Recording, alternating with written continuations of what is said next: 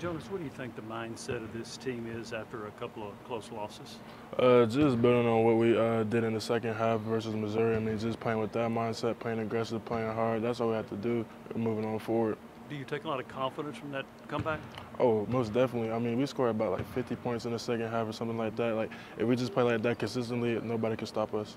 When coach is positive like he was after two losses like this, I mean, just how much does that help you guys confidence-wise? I mean, it's glad to know because we was playing very hard because we was down about 17 points. I mean, he knew we was playing hard. We had to chip away at that lead. That's all we was talking about, chip away, play hard. We can't just give up and let anybody just come on our home court and just show up on us. So we just had to do what we could. What's the mood in the facility in the last day or so? I mean, it'd be pretty easy to be disappointed after how last week went. Pretty upbeat after Saturday? After Saturday, I mean, everybody was kind of down because, you know, we lost off of 2 buzzer beaters. I mean, like, I've never seen that. Me personally, I've never seen that. Like, everyone's down, especially after Missouri, too, in front of the home crowd. Like, we played hard. I mean, like, there's nothing else, like, we could really do about that shot. I mean, it just went in. I mean, like, everyone's kind of down, but we know we're going to build back from that. Is there any added motivation with Alabama being #1 this week? I mean, of course. I mean, they're the #1 team in the SEC, #1 team in the nation, so, you know, we're going to try and get that one for the home turnout. At the same time, you know, how hard is it to kind of drown out some of the outside noise when obviously y'all just lost 2 and Alabama's coming in really hot? I mean, I don't really pay too much about the outside noise, but I know a lot of people like get messages and stuff like that. I mean, it's kind of hard because, you know, the fans like here and there, they do whatever, talk, but like, you know, we're going to block that out. I mean, there's nothing but noise. What impresses you about Alabama?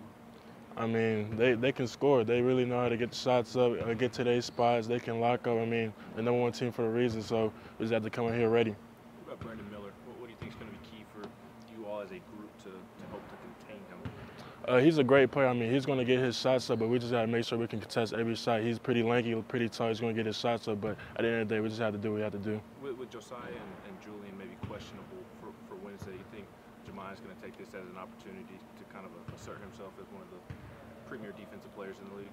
Oh, yeah, most definitely. Not only Jemiah, but everybody on the team. I mean, everyone's going to have to get a piece of everybody on that team, so everybody's going to be locked in. What was your reaction when you found out you would start against Missouri? I always wanted to start, so it was great to have that experience, but at the same time, I was locked in, just being focused, ready for the game plan. Do you know if you'll start against Alabama? I'm really not sure.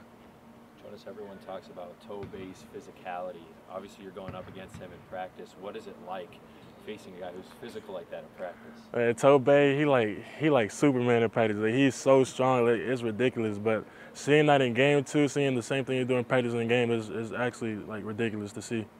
Are you more comfortable finishing with your left hand around the rim? Oh yeah, most definitely, most definitely. Has that always been the case? Yes, sir, it has. Why Yeah. is that the case?